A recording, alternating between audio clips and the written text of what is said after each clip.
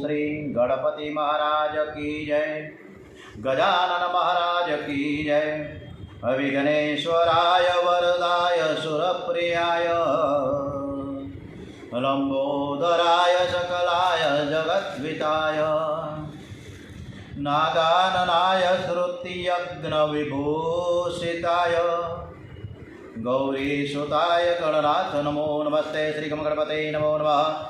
श्री हनुमान जी महाराज की जय। ओम श्री रामचंद्र भगवान की जय। श्री गायत्री मात की जय।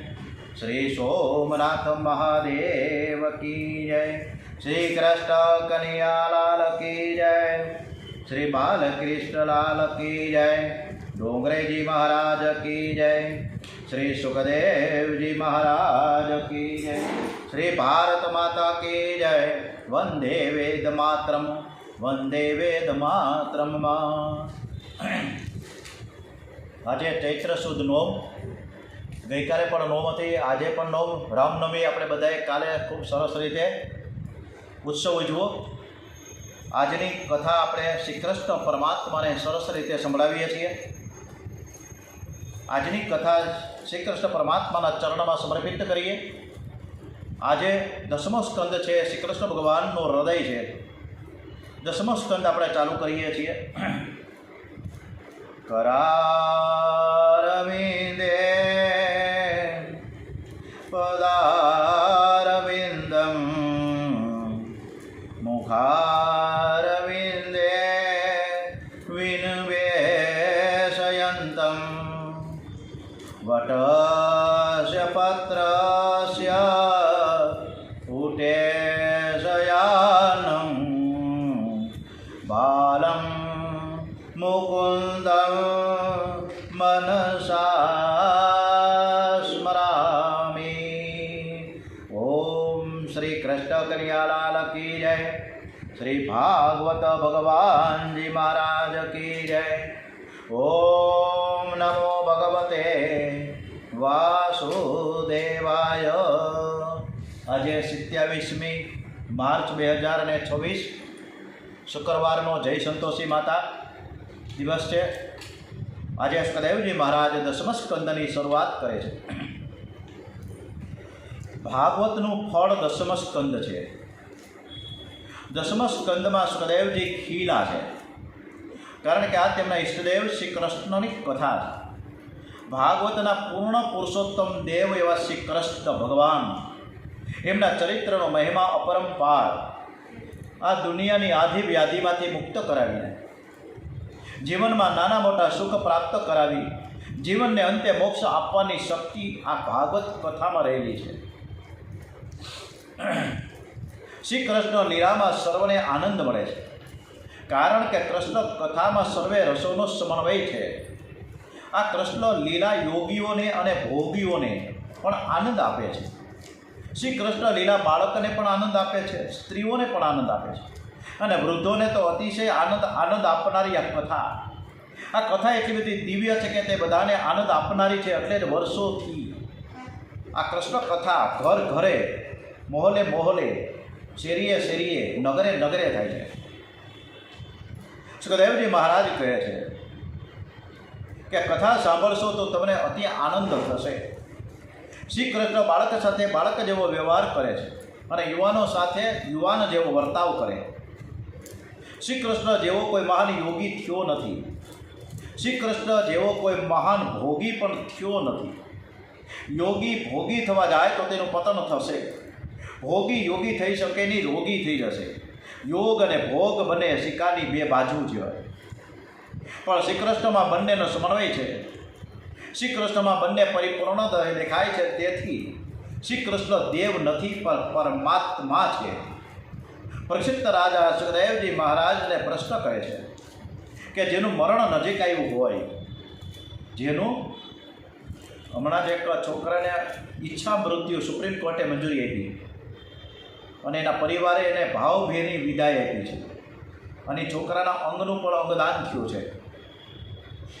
એટલે સુપ્રીમ કોર્ટ દરેક વખતે દરેકની ઈચ્છા મૃત્યુ આપતા નથી, મંજૂરી નથી આપતા। જેનું મરણ નજીક આવ્યું હોય તેનું કર્તવ્ય શું છે? કેમ કે ઋષિપુત્રે તેને શ્રાપ આપેલ છે કે 7 દિવસમાં સર્પદંશ સુધી તેનું મૃત્યુ થશે. સુખદેવજી વિચાર કરે કે યજ્ઞ કરાવું તો વધારે દિવસો થાય અને તેમાં યજ્ઞનું ફળ મુક્તિ નથી. આ તો જીવનમાં છેલ્લા શ્વાસ સુધી કોઈ પણ વિકાર આવે નહીં તેવો ઉપાય કરવાનો હતો. જો રાજા 7 દિવસમાં કૃષ્ણ કથામાં તન્મય થાય તો તેને મુક્તિ મળે. ખરી રીતે જોઈએ તો મુક્તિ મનને મળે છે, આત્માને મળતી નથી. કેટલાક આચાર્યોનું માનવું છે કે આત્મા પરમાત્મા એક જ છે. કેટલાક આચાર્યો તેને ભિન્ન માને છે. આત્મા અંશ છે અને પરમાત્મા અંશી છે એમ તેઓ માને છે. અને આ અંશ અને અંશી ઉપરથી ઓલો સરસ માનેનું એક ગીત છે મુકેશજીનું, ઓહો રે તાલ મિલે નદી કે જલ में, नदी मिले सागर में, सागर मिले कौन से जल में, कोई जाने ना. ओहो रे ताल मिले नदी के जल में, नदी मिले सागर में, सागर मिले कौन से जल में, कोई जाने ना. ओहो रे ताल मिले नदी के जल में. પરીક્ષિત રાજાને 7 દિવસમાં જ મુક્તિ અપાવી છે. રાજાનું મન શ્રી કૃષ્ણ સિવાય બીજા કોઈમાં ન જાય તો રાજાને મુક્તિ મળી જાય. જેનું મન મરે છે તેને જ મુક્તિ મળે છે. પૂર્વ જન્મનું શરીર ભલે મર્યું પણ પૂર્વ જન્મનું મન લઈને જીવાત્મા આવે છે. મનને કોઈ પણ રીતે મારવું છે, મનને સંસારના વિષયોમાંથી પાછું વાળવા તેને કૃષ્ણ લીલામાં મૂકી દો અને કૃષ્ણ લીલાનું ચિંતન કરો. મનને પ્રતિકૂળમાંથી હટાવીને અનુકૂળમાં જોડો. તે ઉદ્દેશથી આ કથા કરવામાં આવી છે.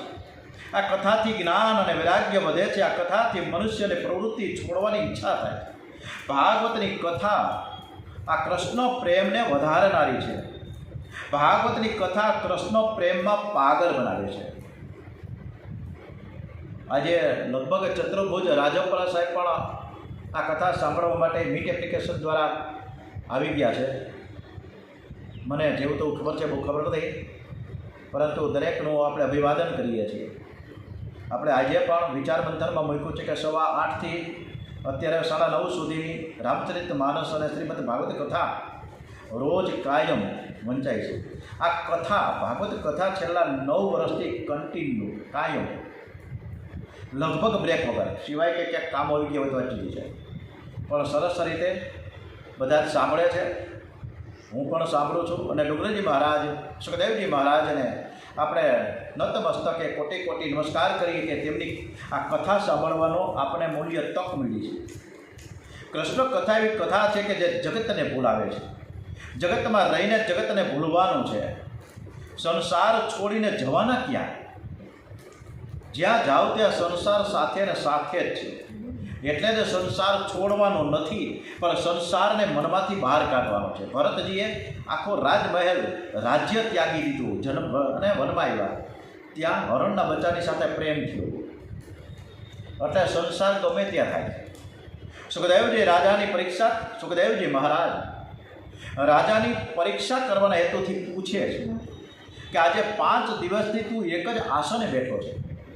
તારે કંઈ ખાવું હોય, તારે કાંઈ પાણી પીવું હોય, ફળાહાર કરવો હોય તો તું કરી લે. તારે પરીક્ષિત રાજા જવાબ આપે છે, હે ભગવાન, તમે અન્નની તો વાત જ શું કરો છો? અરે મેં તો જળનો પણ ત્યાગ કર્યો છે, છતાં ભૂખ તરસ મને જરા પણ ત્રાસ આપતી નથી. કારણ કે તમારા મુખ કમળમાંથી નીકળતા હરિકથા રૂપી અમૃતનું પાન કરી રહ્યો છે. કથાના રસપાનથી મને ભૂખ તરસ પણ લાગતા નથી. જેમણે પ્રેમ રસનો સ્વાદ ચાખ્યો છે તેને જગતના અન્ય સ્વાદ પણ ફીકા લાગે છે. મીરાબાઈએ પણ પ્રભુનો પ્રેમારસનો સ્વાદ ચાખ્યો અને તેથી તેને જગતના સર્વ રસો કળવા લાગેલા. મીરાબાઈએ તો તન્મય થઈને ખૂબ સરસ મજાનું ગીત ગાયું કે બોલમાં બોલમાં બોલમાં રે, રાધા કૃષ્ણ વિના બીજું બોલમાં રે. સાકર શેરડીનો સ્વાદ તજીને, સાકર શેરડીનો સ્વાદ તજીને, કડવો તે લીમડો ઘોળમાં રે. સાકર ને શેરડી, અત્યારે શેરડી સરસ મજાની, હમણાં તો ઓછી થઈ ગઈ, પણ સાકર ને શેરડી એકદમ મીઠી મધુરી, એને છોડીને આપણે કડવા લીમડાનું, જો કે અત્યારે કડવો લીમડો પણ મજા આવે, ચૈત્ર મહિનો છે તો કડવા લીમડાનો આપણે રસ પીએ છીએ, પરંતુ આ રસનો સ્વાદ જાણવો સહેલો નથી. અને એટલે તો નરસિંહ મહેતાએ પણ ગાયું કે રસનો સ્વાદ શંકર જાણે, એ રસનો સ્વાદ શંકર જાણે, કે જાણે સુખ જોગી રે, કંઈ એક જાણે વ્રજની રે ગોપી, કે જાણે નરસૈયો ભોગી રે. જગતના 9 રસ કડવાશથી ભરેલા છે. શૃંગાર રસમાં શરૂઆતમાં મીઠાશ લાગશે, પણ છેવટે ખાતરી થશે કે આમાં ખરેખર મીઠાશ નથી. ખરી રીતે જોઈએ તો કોઈ પણ રસમાં મીઠાશ નથી, ફક્ત પ્રેમ રસ જ અતિ મધુર છે. પ્રેમ વિના શ્રી કૃષ્ણનો સાક્ષાત્કાર થતો નથી. શ્રી કૃષ્ણ પ્રેમ રસ છે. શ્રી કૃષ્ણ અલૌકિક પ્રેમ રસનું દાન કરે છે, અને પ્રેમ રસમાં વાસના નથી, સ્વાર્થ નથી, હું અને તું નહીં. ગોપી કહે છે કે લાલી દેખન મય ગઈ, હું લાલાને નિહાળવા ગઈ. ઘોડિયામાં સૂતો તો યશોદામાના કાંગડામાં, હું નિહાળવા દોડતા ગઈ. લાલી દેખન મય ગઈ તો હું પણ મય ભી હો ગઈ લાલ, હું ગોપી મટીને લાલ બની ગઈ. હું શ્રી કૃષ્ણને શોધવા તો ગઈ, પણ હું પણ ન રહેતા હું જ કૃષ્ણ બની ગઈ. શ્રી કૃષ્ણ પાસે હું પણ રહેતું નથી. આ 10મા સ્કંદ છે, શ્રી કૃષ્ણ ભગવાનનું હૃદય છે. શ્રી કૃષ્ણ સૌધામ પધાર્યા ત્યારે તેમના સ્વરૂપનું વર્ણન કરતા સુખદેવજી મહારાજ કહે છે કે 25 વર્ષના યુવાનને પણ શરમાવે એવી દિવ્ય અંગ ક્રાંતિ છે. 125 વર્ષની ઉંમરે પણ એક વાળ ધોળો નથી થયો, કે એક દાંત પણ પીળો નથી, આવું એમનું દિવ્ય સ્વરૂપ છે. 10મા સ્કંદની લીલા અતિ મધુર લીલા છે. સુખદેવજી મહારાજે બધું જ છોડ્યું છે, પણ કૃષ્ણ કથા છોડતા નથી. સુખદેવજી મહાન યોગી છે. ધ્યાનમાં લંગોટી ક્યારે છૂટી ગઈ ખબર ના પડી, એને પણ ભાન ન રહ્યું. એવા મહાયોગી સુખદેવજી કૃષ્ણ કથામાં પાગલ બીના છે. એમણે પિતાને પણ કહી દીધું કે તમે મારા પિતા નથી અને હું તમારો પુત્ર નથી.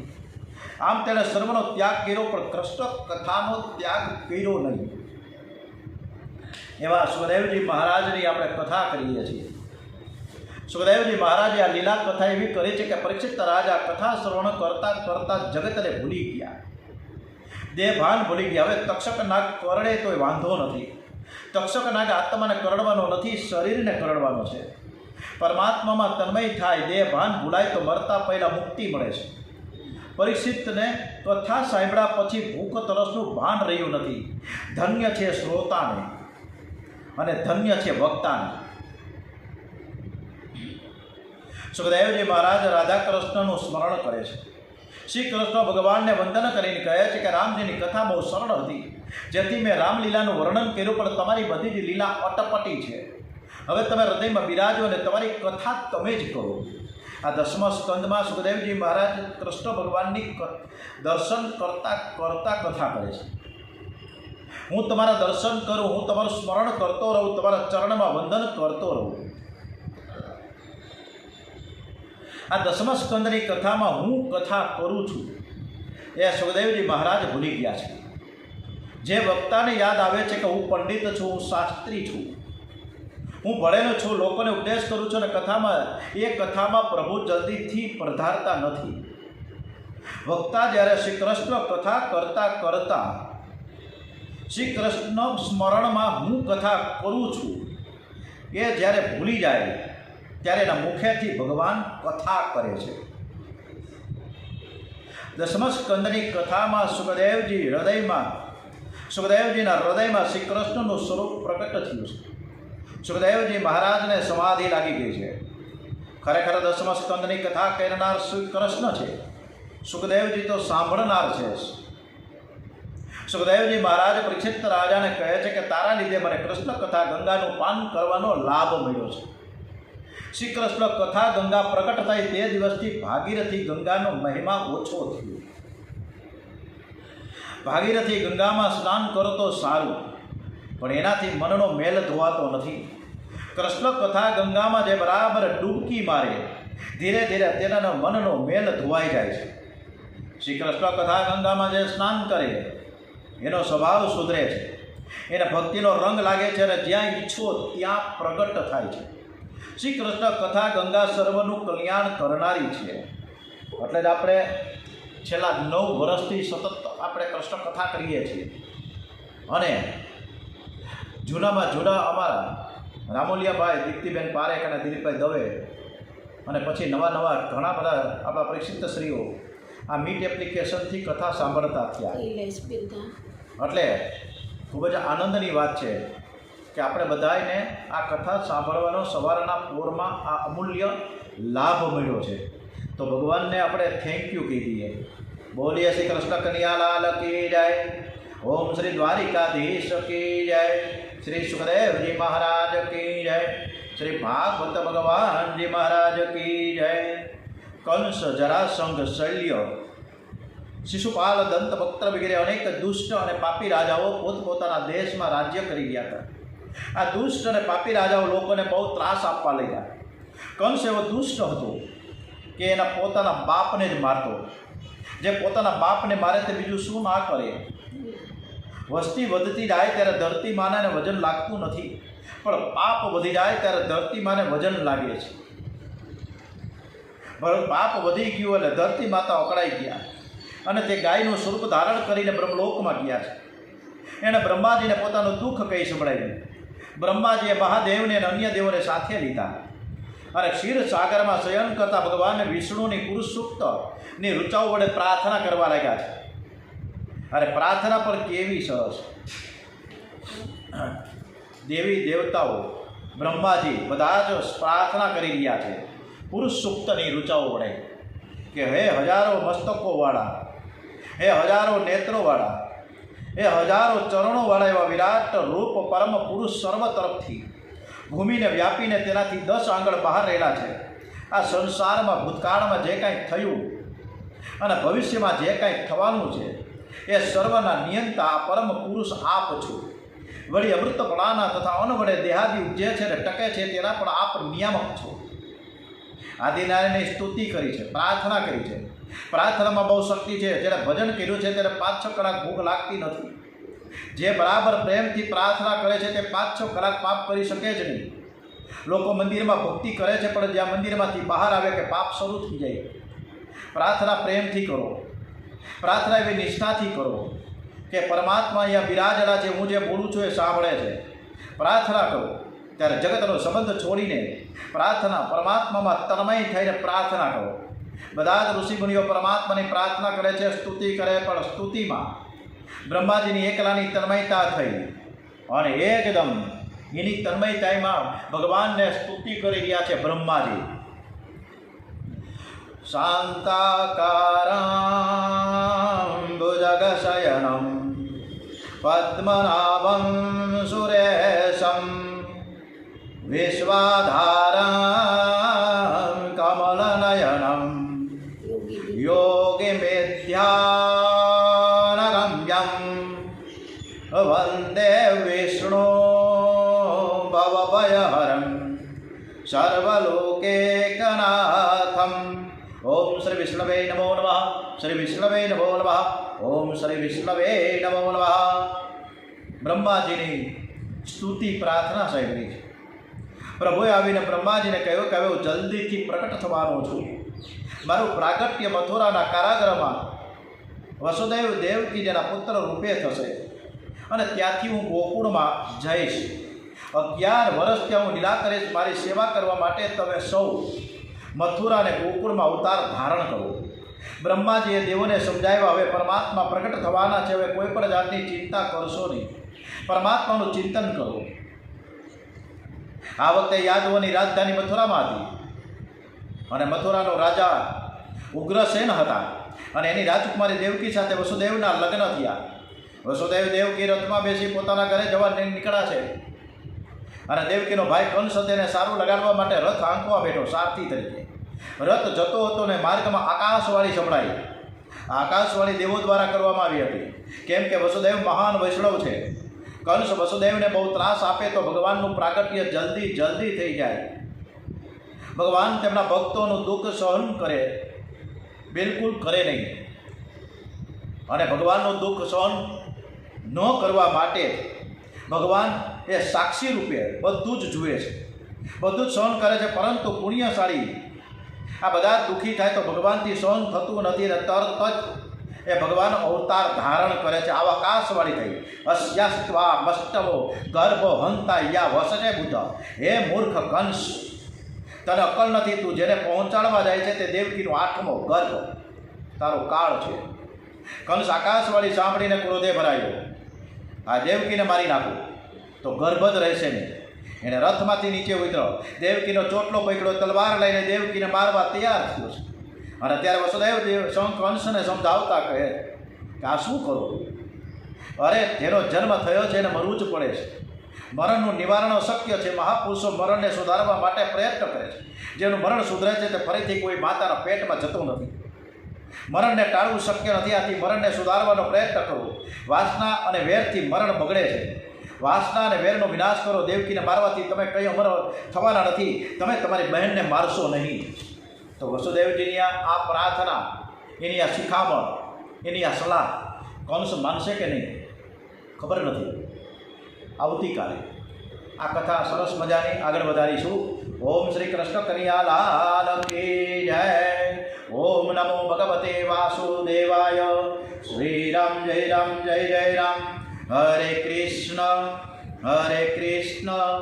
કૃષ્ણ કૃષ્ણ હરે હરે, હરે રામ રામ રામ હરે હરે. ઓમ શ્રી ગણપતિ મહારાજ કી જય. ગજાનન મહારાજ કી જય. હનુમાનજી મહારાજ કી જય. બાલકૃષ્ણલાલ કી જય. સુખદેવજી મહારાજના ચરણોમાં વંદન સાથે, ડોંગરેજી મહારાજના વંદન સાથે, શ્રી ભાગવત ભગવાનનો જય જયકાર સાથે આજની કથા સમાપન કરીએ. ઓમ નમો ભગવતે વાસુદેવાય. ઓમ નમઃ પાર્વતે પતે. હર હર મહાદેવ હર.